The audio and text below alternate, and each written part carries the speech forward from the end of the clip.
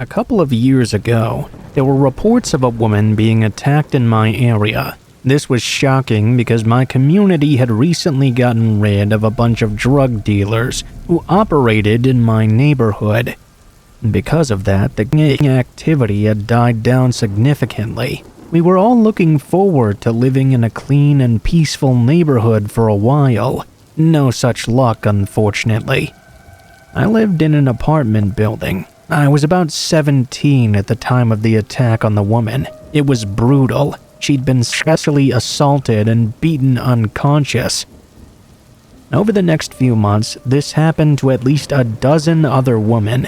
Not very much details were released to the press. I'm guessing the victims were too frightened to speak publicly about their encounters.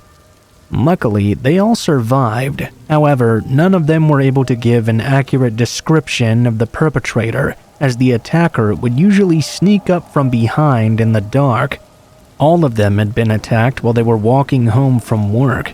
This meant the assailant had most likely watched these women and become familiar with their routines before making his move. As you can imagine, everyone was on edge. You could even see it in the streets. Husbands and fathers would hurry their families indoors as soon as the sun started going down. Children were not allowed to play outside after dark. It was winter at the time, so the sun was going down rather early too. As soon as it even got a little bit dark, the streets immediately became dead. One day, my grandmother came to visit us. My mother had come down with a bad case of the flu. My grandmother spent the day at our place, and I guess we all chatted for a bit too long.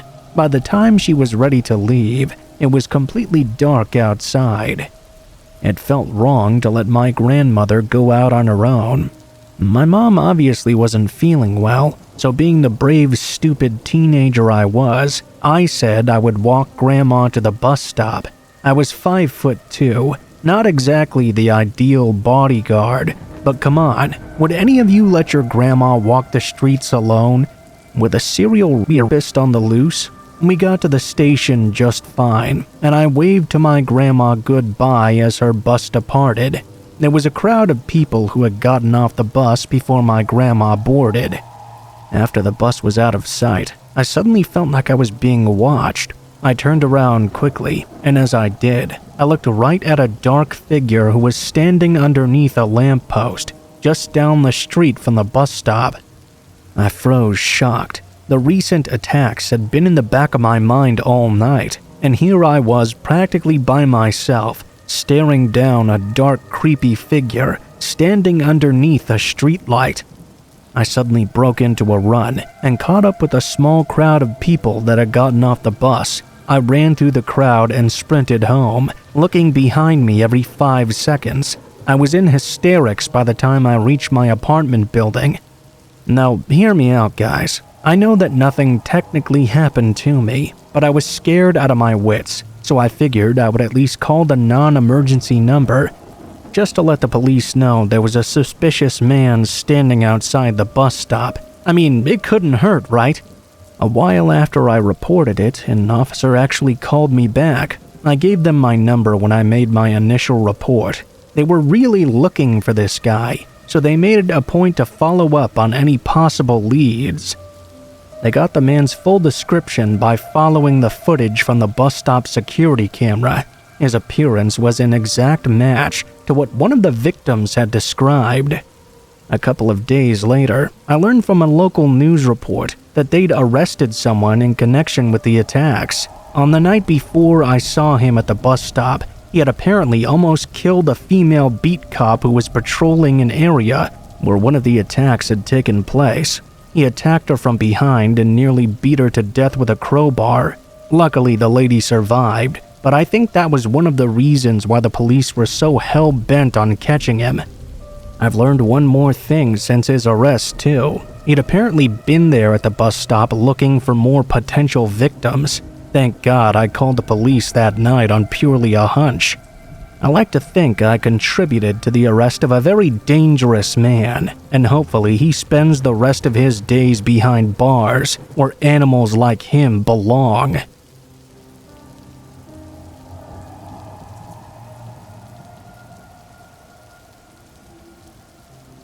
This happened when I was 9 years old in 1987. I grew up in Townsend, Massachusetts. It's a medium-sized town on the New Hampshire border.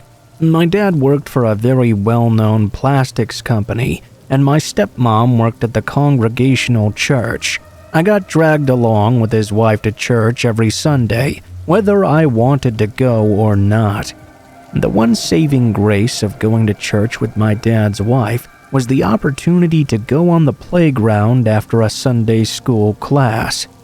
That and the standing offer of cake, which they had almost every Sunday. It was one Sunday in late November when I was dragged to the church with my dad's wife as usual. Me and the rest of the kids from class poured out into the churchyard to socialize and drop cake everywhere. Now, I don't really remember what prompted me to approach this girl named Abby. She was 2 years younger than me, and a lot more popular. She was somebody that I barely even knew, and hardly ever spoke to. Still though, something within me told me that I had to tell her something important, so I sought her out on the playground that morning. "Hey, Abby," I started to feel driven by something I couldn't quite explain. "Hey, you should grow your fingernails out, so if someone tries to hurt you, you can go right for their eyes." I was dead serious as I said this. She gave me a slightly confused look and said, "Okay, why?"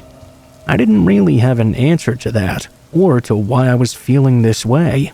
I just kinda shrugged and told her to just do it and trust me. A week later, she, her younger brother, and their mom would be found dead, murdered by a neighborhood psychopath named Daniel LaPlante. He had broken into their home, shot and killed Abby's mother Priscilla, and then drowned Abby and her brother William. He managed to hide from the police for at least 2 days, eventually being captured a half-hour away in a different town. When he was arrested, the police noticed scratches around his eyes.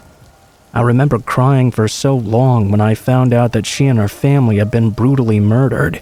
I finally understood why I had that urge to warn her, but I still couldn't explain how I knew. Regardless, I view it as a failure of my part. I remember being so incredibly distraught about it. No 9-year-old should have to feel that kind of burden or guilt. I feel awful about what happened to Abby and her family, and I wish I could have done more to save her life. It took me years to mentally accept what happened. Survivor's guilt is a hell of a thing. I was just too young to fully understand at the time.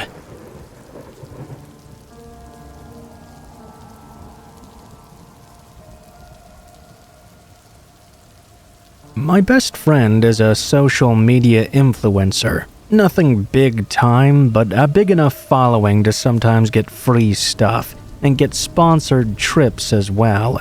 She works a full-time job, of course, and does the Instagram thing mostly on the side because of the perks. She's not big enough to make a living off this yet. Anyway, this was her first trip.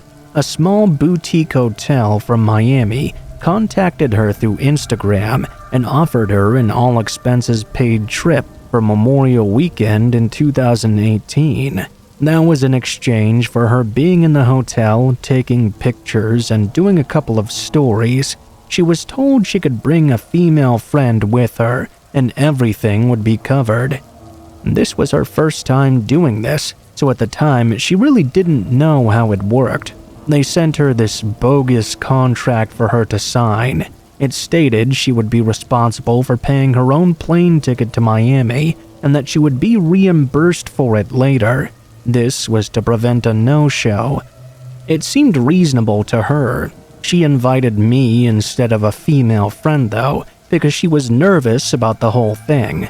We figured it wouldn't be that big of a deal. Worst case scenario, they wouldn't pay for my plane ticket. She said if that was the case, she would simply cover it for me. We were supposed to be picked up by the hotel at the airport. So the day comes and we arrive in Miami. There's a guy holding up a sign with her last name, and the sign had the hotel's logo on it. We were greeted and escorted to a black SUV. Here's where things started to get weird. As soon as we got in the car, The driver was visibly upset. We thought he was talking to the guy who walked us over, but he was talking to my friend. He had a very thick accent and was wearing dark shades. He was telling my friend that she was not allowed to bring her boyfriend, referring to me, and said it was supposed to be 2 girls. 2 girls. The hotel told me 2 girls. No 1 girl, 1 guy. 2 girls. He was demanding to see where the other girl was.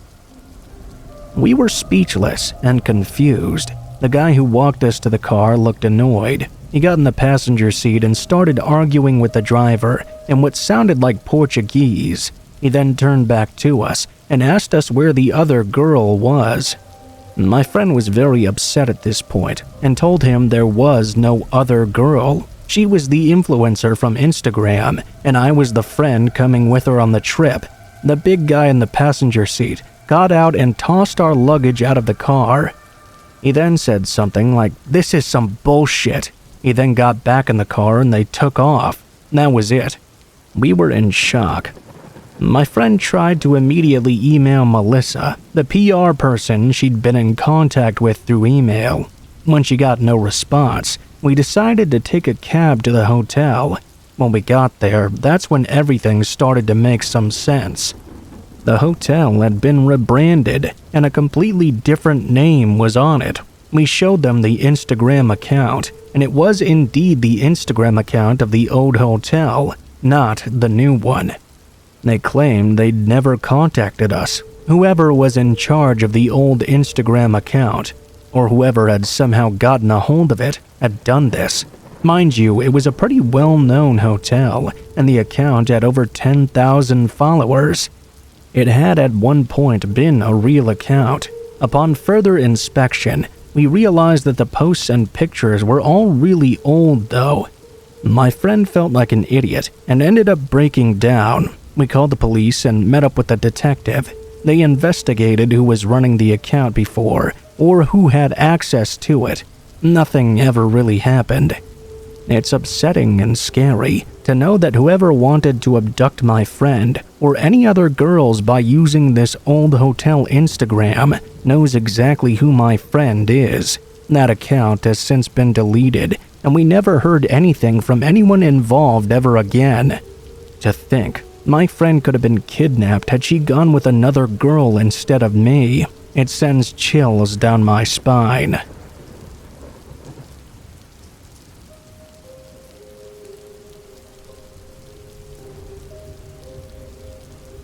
I've never had the best of luck with guys. I appear to have poor taste when it comes to dating. After separating for good from my kid's father after 5 years, I was ready to just be myself. After about 3 months of being a single mother, my neighbor approached me, stating that a friend of his named Steve would like to meet me. It didn't take long before he charmed his way into my life. The first 6 months were amazing, but he began to drink more and more, and each time he would get extremely agitated. He would start fights with random people, and even some of our friends. Slowly, our friends would stop coming around altogether, knowing how Steve got when he drank. This, however, did not stop him from drinking at all. Now all the anger was solely aimed at me. It took roughly 6 to 8 months of build-up, from name-calling and shoving to punching and choking. Suddenly, this became a very abusive relationship. One time, I escaped out the bathroom window. He later found me by beating up a friend of mine until he told him where I was. Steve began stripping all my clothes off in a drunken rage, while laughing at me and challenging me to dare try and escape. The last night was by far the worst, though. Before Steve started drinking that night, I told him my son, 3 years old now, was not feeling very well, and I was going to stay with him as he fell asleep. My plan was to spend the night with my son. At around 2:30 in the morning, I heard the bedroom door open. I laid there pretending to be asleep. Several seconds went by. I held my breath as tears began to form in my eyes. I suddenly felt his hand on top of my head. He grabbed my hair and yanked me out of bed, whispering in my ear, "I know you're avoiding me." Once in the living room, he threw me on the floor and accused me of trying to leave him. He demanded to know why. Before I could even answer, he angrily came to the conclusion it must be another man. "I swear to God, if I catch you with another man, I'll kill you." He was obviously more drunk than normal. He punched and kicked me a couple of times, and I fell to the floor. I started to crawl to my son's room. He slowly came from behind me, asking me where I thought I was going. He walked in front of me and kneeled down. "You stay right there, or I'm gonna hurt you real bad." He then sat on the couch and watched me as I sat on the floor. After about 30 minutes, it appeared he had passed out on the couch. I decided that this was my chance to escape. I put on an oversized shirt, picked up my son, and slowly crept by him. Suddenly, he woke up, though, and grabbed my leg. "Where are you going?" I stammered out that I was going to the kitchen with my son to get him a drink. He angrily told me to hurry it up. As soon as I entered the kitchen, though, I ran out the front door with no pants or shoes on, and no purse either. I carried my son all the way to the police station, which thankfully was only a few blocks away. The police station is set up in such a way that you go into a room and press a button and talk to someone on the intercom. I ran in and put my back to the wall. I pushed the button behind me as I slowly slid down into a sitting position while holding on to my son. I was waiting for Steve to burst through the door at any moment. I remember thinking if I was going to be beaten, I would at least rather have it be on camera. On the speaker, I heard a voice call out, "How can I help you?" All I could do was cry. I couldn't even get a word out of my mouth. I didn't know how to explain. 2 officers came out to assist me. A female officer took my son and got him some food. I went with the male officer to make a report, and he gave me a blanket. After 15 minutes, I heard Steve screaming my name.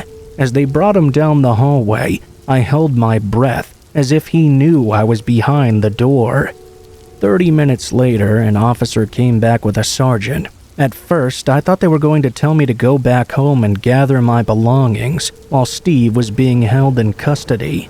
Instead, they asked me about his anger issues, and if there had been any previous fights. I explained to them Steve's alcohol problem, and how he had become increasingly more violent. They then showed me a list in Steve's handwriting, detailing how he would dismember my body, in a good spot where I would be buried without being found. He also had the possible dates written down, with past dates crossed out. I couldn't breathe when I read this. By this point, tears were streaming down my face. I looked at the cop and asked him what this meant. He looked back at me and said, "That means you're lucky." Steve was charged with attempted murder, kidnapping, and assault. I left back home to Arizona before the trial started, but gave a detailed statement before I left. Steve, of course, pled not guilty, but in the end he received 2 years in prison. Just before I left for Arizona, I received a letter from Steve. It simply read, "It's not over. You'll always be mine."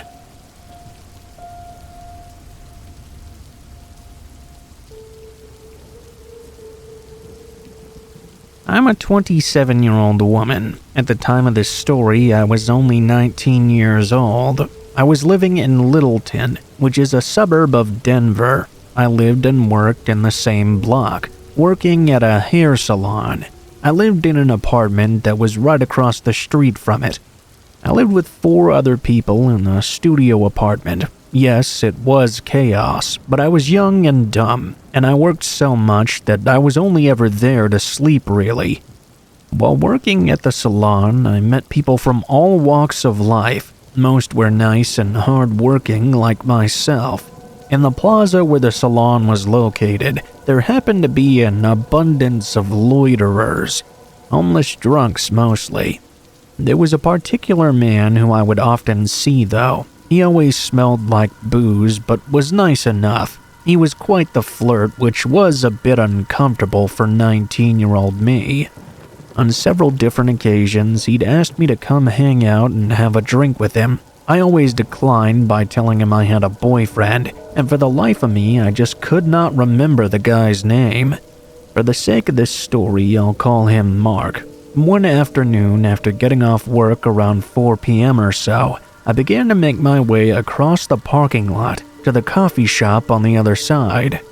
I ordered my drink and took it outside to sit and enjoy the sunny weather when out of the corner of my eye, I saw Mark rapidly approaching me with a broad smile on his face.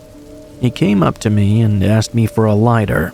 Begrudgingly, I obliged, passing it over. Mark lit up a cigarette and returned the lighter to me as he not so gracefully brushed my arm. A disgusting chill ran up my spine, and I pulled away. I stood up and said it was time for me to go. Mark begged me to come drink with him, and again I refused. After that incident, I didn't see him around for several weeks actually. It was kind of peaceful. He was always lurking around in the plaza for some sorry soul to look his way. One night, I decided to go for a night stroll. I enjoyed night walks around this time of year. Because of the pleasant weather, I would walk around downtown Littleton and loop back to my apartment complex. I was about 10 minutes away from my home when a figure appeared in the alleyway ahead of me. I thought it was nothing at first, since a lot of people were out and about. When I got a closer look, though, I recognized it as Mark. He was swaying this way and that on the sidewalk, nearly falling out into the road several times. This is where I made my first mistake. I should have crossed the road or turned around. Instead, I decided to walk past him, hoping he wouldn't recognize me in his intoxicated state. Unfortunately, he did. Mark got in my way and started smiling that broad smile once again. I sighed, resigning to my fate of having to walk with him for a moment. I asked him how he'd been and if he was having a good day. He said he was, but it would be a whole lot better if he had someone to drink with him. I said I couldn't because I had to work early the next morning. Unfortunately, he was unbothered by this and continued to beg, trying the drunk puppy dog eyes on me. I was slightly uneasy but otherwise unmoved, awkwardly laughing as I tried to scoot my way around him. He held out his arms, though, blocking my path with a serious face. I demanded him to move out of my way so I could return home. For some reason, there seemed to flip a switch within him. He suddenly grabbed my arm tightly. I winced and tried to shake him off, but Mark would not let go. He took another step towards me and grabbed my other arm. I immediately knew from the pain this was going to bruise me. It sent me into fight or flight, and I guess I picked both. I shoved Mark as hard as I could into a bush that was behind him, and then I started sprinting down the sidewalk. I didn't stop until I burst through my apartment door. I dissolved into tears and fell down on the floor. My alarmed roommates tried to comfort me and started asking me questions about what happened. After I got my stuff together, I told them what Mark did. By this time, my boyfriend was in the apartment as well. He was furious upon hearing this. He stormed out with a bat in hand. Another roommate stayed with me. When my boyfriend returned, he said he couldn't find him. We thought about calling the cops, but rejected the idea. We weren't exactly on the right side of the law ourselves. Marijuana wasn't legal yet in Colorado, so instead I decided to buy some pepper spray and start carrying a knife on my person. It made me feel much safer, and I stopped going for walks after dark unless my boyfriend went with me. Strangely enough, though, I never saw Mark again after that night, though I was completely okay with this. So wherever he may have gone, I hope he just leaves me alone the next time he sees me, or I'll poke a hole in him.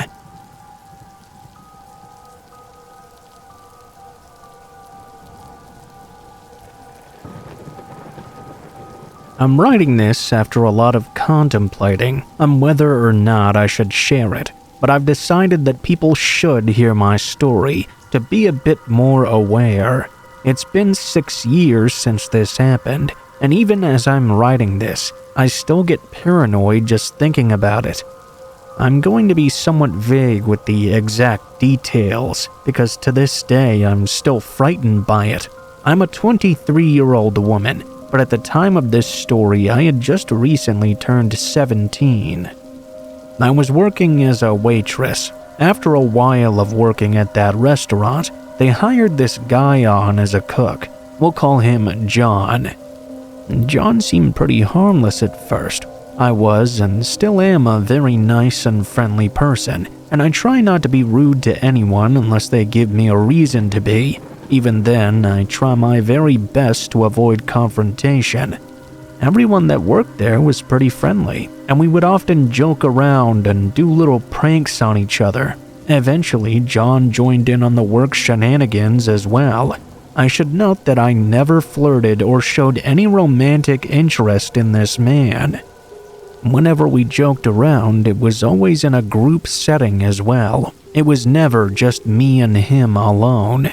One night at work after closing, I went outside to have a smoke. John was out there as well.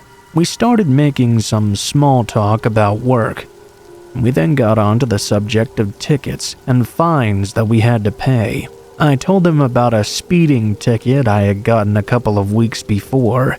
I had no idea how I was going to pay for it due to me not making enough with the hours I was working, and because I was still attending high school, I didn't have any time to work more hours. Now, fast forward a few weeks. During this time, we continued to chat and make small talk every now and then. But again, I will say I never flirted with him at all. It was Valentine's Day, and we were slammed with customers. I was on the register trying to cash out a long line that was running out the door. Out of the corner of my eye, I saw John just kinda standing there doing nothing, staring at me. Employees had to use the register to clock in and out, so naturally I thought he had to use the clock. I told them to give me a moment, and I would let him slide in and clock out. Soon, I finished up with the last customer and motioned for John to step up and use the computer. All of a sudden, though, he handed me this big box of chocolates and said Happy Valentine's Day. Then he clocked out and left. I just stood there in confusion. Earlier that night, I had been bitching to a friend of mine about how my boyfriend wouldn't even give me a card for the holiday, and now I'm standing here with a large box of chocolates. Why did he get me this? I thought maybe he'd overheard my conversation from earlier and felt bad for me. Or maybe he really did have a thing for me. Soon I would have the answer to that question. I brushed off the incident, and after that night I didn't see him again for a long while. He was working the morning shift, and they had me working the evening shift. One day I had to go to work right after school though. I decided to just do my hair and makeup in the car in the parking lot right before I went in. As I was finishing up, I saw a car pull up right next to mine. Soon after, I heard someone shouting my name. I looked over, and guess who it was? It was John. He looked very excited. He told me to come over. I got out of my car and made my way over to the passenger side where the window was down. "Hey John, what's up?" He then told me to get in. I did what any stupid teenage girl would do. I got in the 30-year-old's car. I sat there nervously, palms sweating, as he pulled out a rose. It was one of those artificial ones you'd find at a gas station. He then pulled out a wad of cash like it was a drug deal you'd see in a movie and shoved the wad into my hand. He told me it was for me. I sat there with my mouth open, struggling to find words. It was even harder making the choice if I should take this or not. I mean, what teenager doesn't want a roll of cash?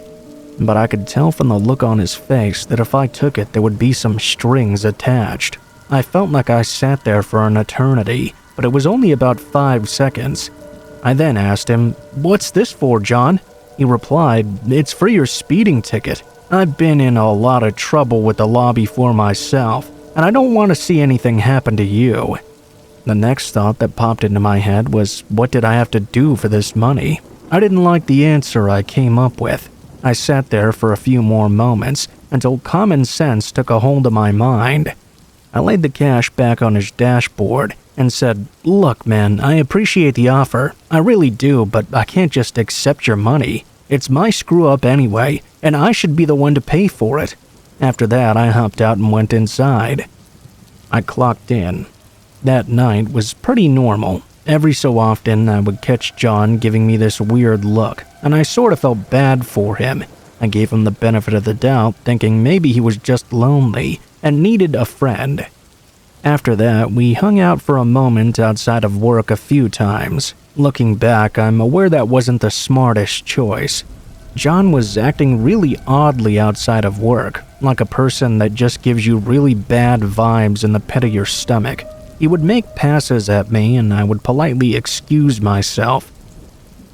Eventually, even that small hangout time stopped happening altogether. I sent him a short but nice text saying I wasn't interested in any relationships, but he wasn't going to accept that. He would send me endless messages and would often call me numerous times trying to get me to go somewhere with him. Every time he was working the same shift I was, he would give me one of those gas station roses. I would cringe and accept it, because again, I was 17 and avoided confrontation at all costs. He was a 30-year-old man. I tried to ask my boss for working hours where John would not be working. Soon after I started to ignore the texts, he got fired for no call, no show. A month or two had passed by, and I eventually quit myself. I got a new phone number and switched phone companies as well. One night, I was picking up my best friend from her boyfriend's house. I was waiting in the car for her to come outside so we could go over to my place. My phone then started to vibrate with multiple text message notifications. I picked up my phone and noticed it was the same number. In total, there were 10 messages. I started to read. I was so confused at first as to who was sending me this entire life story in a text so late at night, but I started to piece together the puzzle pieces. It clicked that it was John. I can't remember exactly what it said, but to sum up, he was confessing his undying obsession for me and didn't understand why I'd changed my number so he couldn't find me. I was so nauseous, I felt my stomach churning inside me. How the hell did he even get this new number? At that point, my best friend hopped in the car. I didn't look up from my phone screen. She must have noticed how uneasy I looked after I didn't answer her. She leaned over and saw the phone in my hand. She took it from me and read the texts out loud. She suggested I call my mom. I knew my mom would be angry with me if she found out a grown man was contacting me, so I told her that wasn't a good idea. Right then, I got a call from a different number. I answered and said hello, but all I heard was a slow, deep breathing. The line suddenly went dead. My best friend V said, "You should block that number too," which I did. Over the next month, I continued to get random texts and calls from different numbers. I would never answer back and blocked every single one of them. Some calls I would accidentally pick up, and when I did, I would hear the same disturbing breathing before the person on the other end hanging up. Eventually, everything stopped altogether after I ignored them for so long. Fast forward about 6 months. Every aspect of my life had changed. I moved out of my mom's place and got my own little run-down apartment. It was right before I turned 18. I had a new boyfriend who I'll call James, who moved in with me. I switched schools, I changed my number again. I even got a new car. I also had a new job at a medical facility in housekeeping. There were a lot of changes that I went through. James and I didn't feel comfortable getting mail at our place due to some of the shady people in our area, so I got everything sent to my mom's house. Every Monday, I would swing by her place to do some laundry and grab my mail from the week before. One day, while I was over there, I had started some laundry and made myself comfortable on the couch, trying to enjoy my only day off from work that week. My mom walked in and tossed me my mail and informed me there was a written piece addressed to me. This piqued my interest because who writes personal letters anymore? I skimmed through all the junk, tossing it aside, and eventually found the letter she mentioned. It was a regular white envelope with my name written on it. At this time, I had just turned 18. Once a year, I would get birthday cards from a few out-of-state relatives, but over the years, I'd learned to tell by the handwriting who it was. I didn't recognize this handwriting at all, though. I looked at the return address, and to my surprise, it was the address of the restaurant I used to waitress at. I thought to myself, maybe it was a check I'd never picked up, but then again, I'd gotten paid through direct deposit into a linked student account. That didn't make any sense. Maybe my old boss was trying to contact me for some reason. Couldn't be that either. He had my mom's number as an emergency contact, so if he needed to reach out to me for some reason, he would just dial that number. I was dying of curiosity at this point. I ripped open the letter, and as I read the first sentence, my blood ran cold. I stood up straight off the couch as I felt a wave of panic run through my body. It was from John. The letter was made up of 2 front and back pages. I felt so sick. How the hell did he get my mother's address? The letter stated that he missed me, that he loved me, and he hadn't felt this depressed since his mother died a few years back. He wrote that he wanted to be with me, and he would give me whatever I wanted, a house, a car, even kids. This letter was a combination of desperate, delusional, and disturbing. I was only 18 years old. Did he really think I wanted some 30-year-old guy to give me children? At the bottom of both pages, he left his contact info. But what scared me the most about this stupid little love letter is that there were no postage stamps at all. This guy had driven to my mom's house and shoved it directly in the mailbox himself. Now I'm standing there in tears and frozen in fear. My mom walked up to me and asked me what was wrong. I hadn't realized she was standing there the whole time, watching me read this letter. I feared that she would flip out if she knew the truth. I wiped my eyes and lied. I told her it was an old friend from high school, informing me another friend had passed away. Thinking back on it now, it was pretty far-fetched, but she bought it. I folded up the letter and shoved it in my pocket. I finished up my laundry and left. On my way home, I stopped at a gas station to fill up. As I was waiting for my car to be topped off, I pulled the letter out of my pocket and glanced over it one more time before tearing it up into tiny pieces and throwing it into a trash can. I hoped so desperately that would be the end of it. During the drive home, I kept asking myself over and over, why me? I realized that if he went through the trouble of dropping off a handwritten letter at my mom's house, what else was he capable of? I knew somewhere deep in my gut that he was going to try and confront me if I didn't respond to that letter. I waited about a week to tell James. When I did, he was extremely upset. First at John for pulling a stunt like this, and then at me for waiting so long to tell him something so important. James came to the same conclusion I did. He bought me a baseball bat to keep in the trunk of my car, and a bottle of mace to carry in my purse. Another 2 weeks went by, and things were pretty normal for the most part. I pretty much forgot about John and the nerve-wracking situations he'd put me through. The weekday started off as normal. I got dressed, kissed James goodbye, and picked up some breakfast on my way to school. I attended classes as normal. Keep in mind, when John and I worked together, he was driving a blue car, so that was what usually I would keep an eye out for. I walked out of my school, got in my car, and pulled out of the parking lot. I was on my way to where I worked at the time. I had just hopped onto the interstate and went down one exit. My grandfather lived near my work, and I did have some time to go see him before I started my shift. I was stopped at a traffic light when I glanced into my rearview mirror and saw a red car right behind me. There was a man driving who had sunglasses on and his sun visor pulled down. Even with all that, I could tell this man looked suspiciously like John. I thought to myself, surely I was just being paranoid. John drove a blue car. I continued with my drive, but I noticed this red car was riding my ass the entire way.